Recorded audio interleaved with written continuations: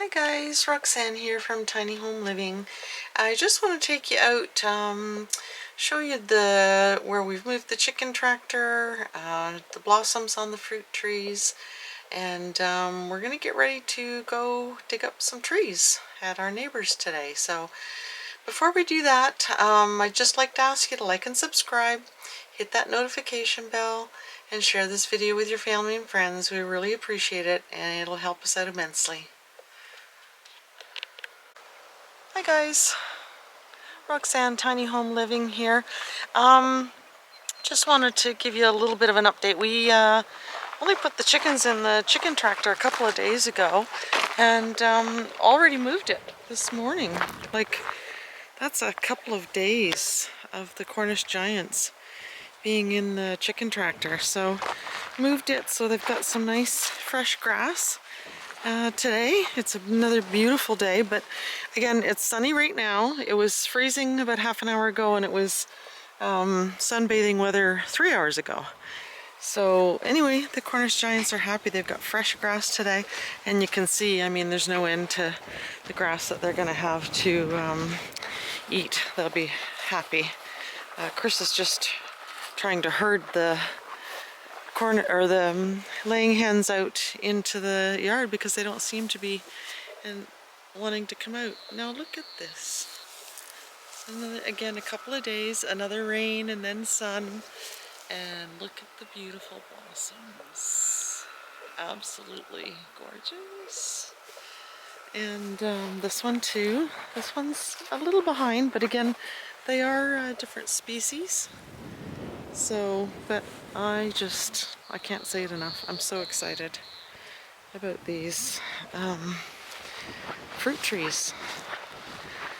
I guess, you know, anybody from Alberta will know how exciting this is because you just can't get stuff to grow in Alberta. Look at the blossoms that are coming out on the crabapple trees. So, and even the tiniest branches are leafing out. So this one again is a little different. The two crab apples are the same species, but just different as far as the leaves and the blossoms. These are sort of more small branches on the bottom, and then one big one on the top. We are actually heading down to the neighbor's house. The neighbor that gave us the fence posts for the chicken run and has been borrowing the tractor. He has offered to let us dig as many trees as we want, and there's a section of property where he's going to mow them all down because they've sort of grown and encroached out into the field.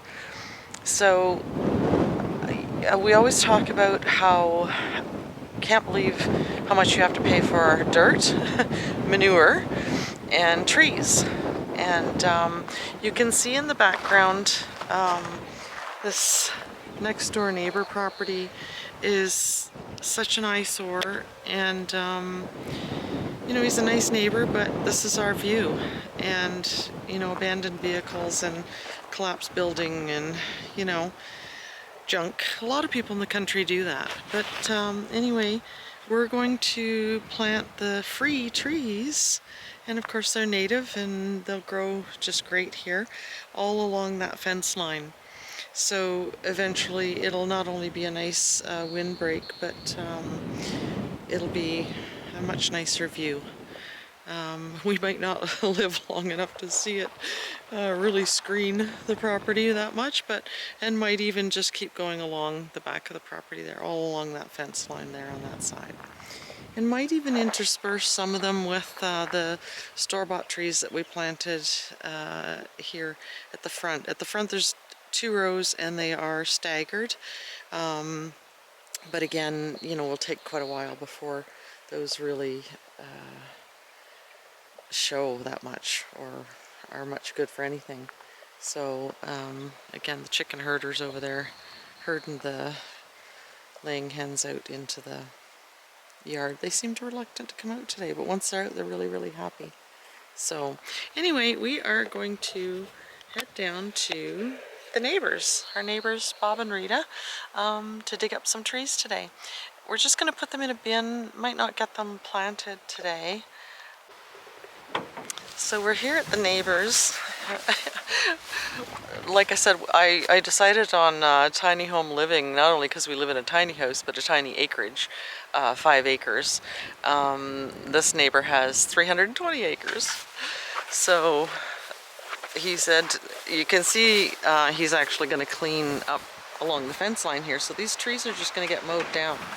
And you can see how they've got a lot of fresh buds on them. So it all depends on the soil, if we can get enough of a root ball out.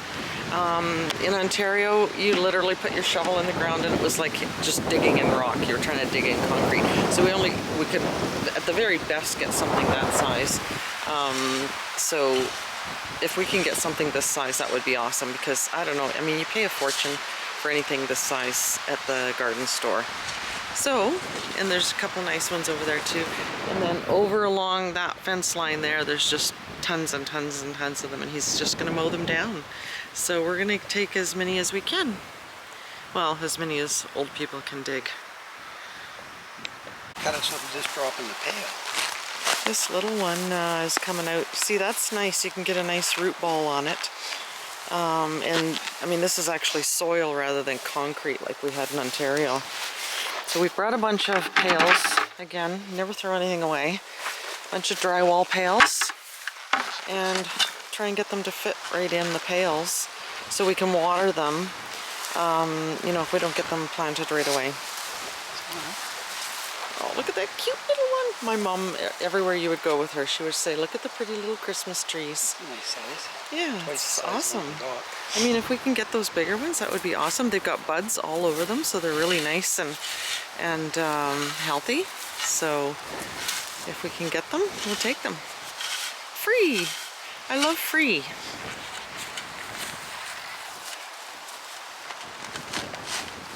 This is just hilarious compared to what the ground was like in Ontario. Literally rock. And of course the roots were wrapped all around the rock and the soil, so you simply couldn't get the tree out without destroying the roots. And you certainly couldn't get a root ball. So that's a nice little one too. Lots of buds on top. Awesome. I mean, that's just so easy. Just I'd like to get those unbelievable. Too. Yeah, I'd like to get those too. But I mean, even these little ones, I think we should grab the little ones too. They're just too easy. The grass. That one there is really pretty.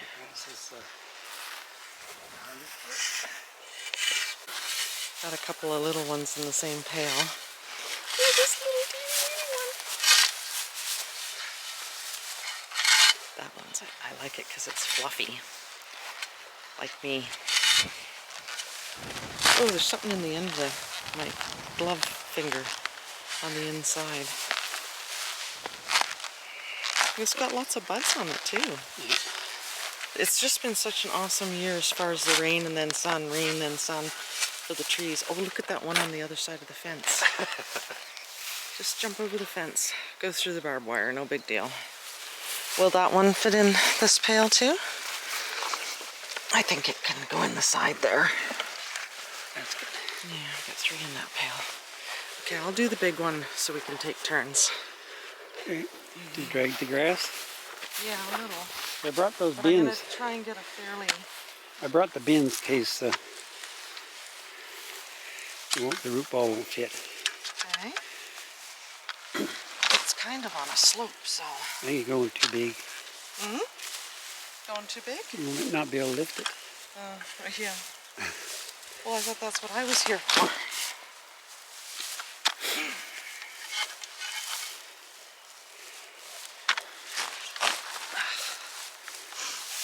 Yeah, there's prickly bushes in the way too. I brought clippers. A little smaller though? Yeah. The roots don't seem to be spreading out as much. This is where when you've gained 50 or 100 pounds, comes in handy. Jumping on the shovel. I think the roots go down more. Oh, I'm so glad I wore all black today. I was freezing half an hour ago. Try not to jump on the branches.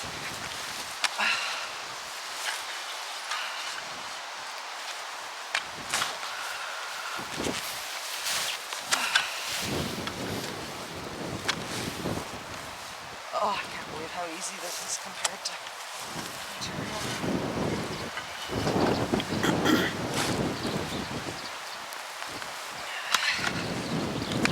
We're getting a decent sized root ball there.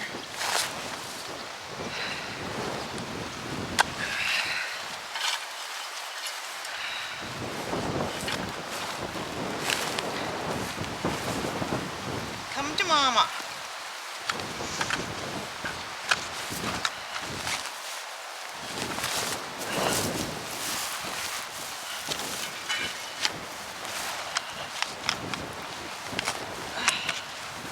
Oh, there's a rock or something in there.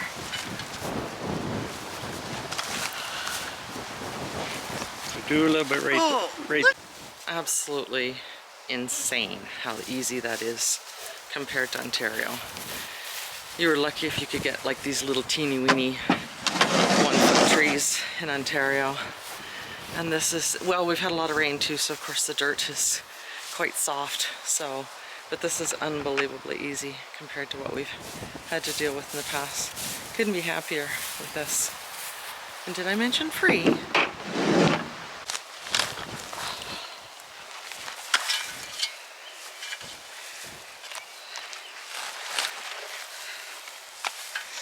I'm telling you, 100-pound chicks can't do this. Well, maybe they can. Probably half my age or a third.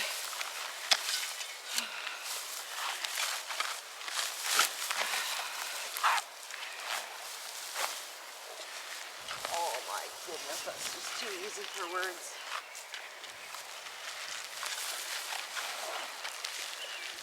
Get those fish. Better stick it in that pail.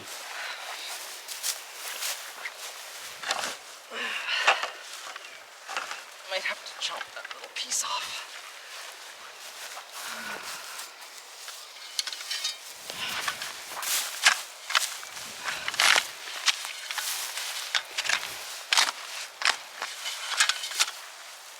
Throw these chunks back in the holes, eh? Not quite brown.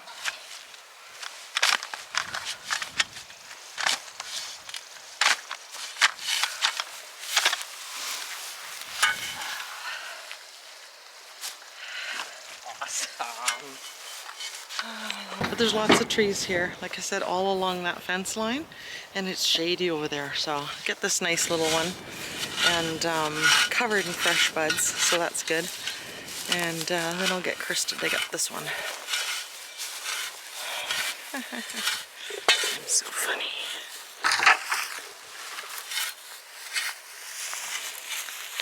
Now you can see all these ones along the fence line, he said, are going to get chopped. So these are nice sized ones too, so we're going to try and get some of these.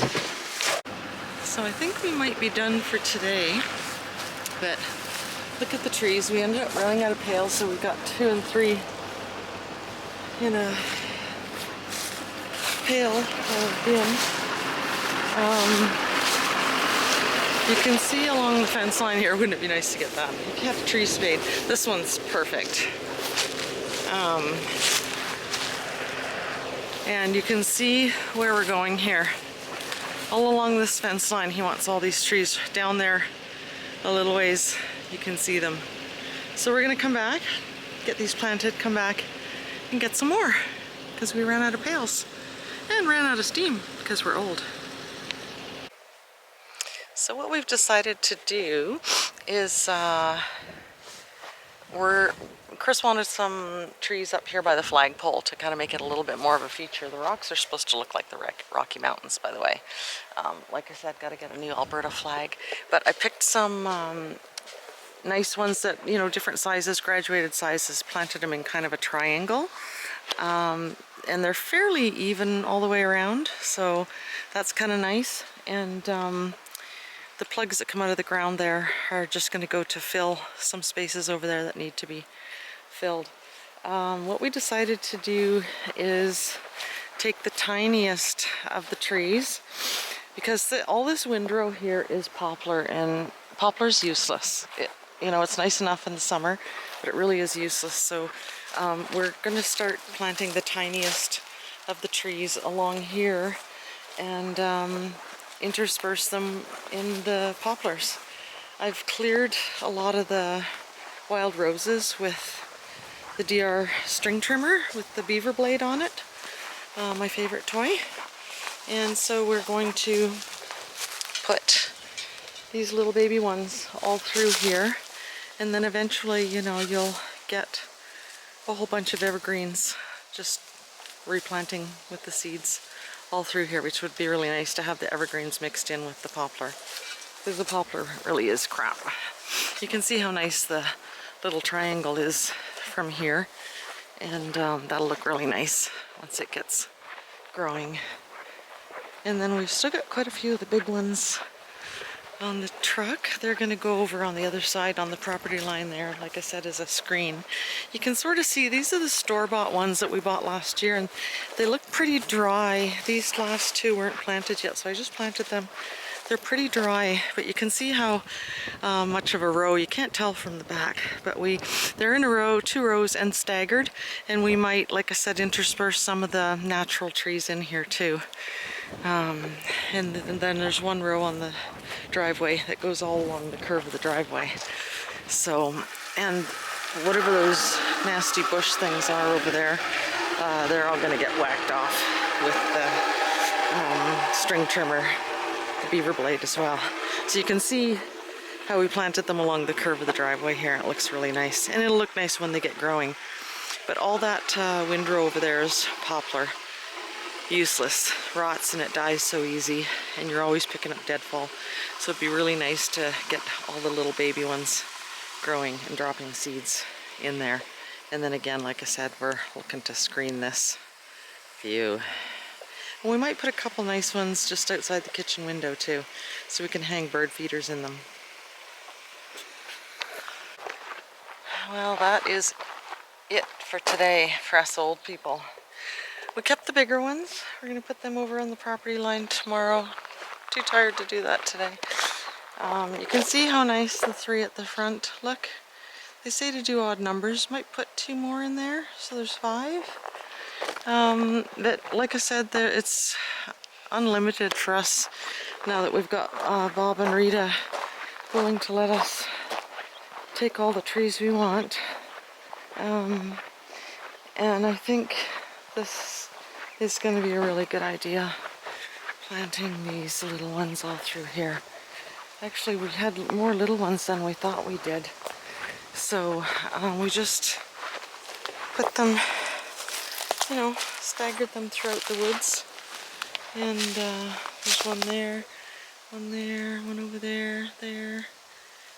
You can see them all through the trees. I think that's going to be perfect for the future, to get them all through here. And of course, coming in here makes me realize how much work I have to do in here, getting all this deadfall out. And getting, I cut this last year, but I want to get in here and rake all of the scrap up. Oh, there's another one right there.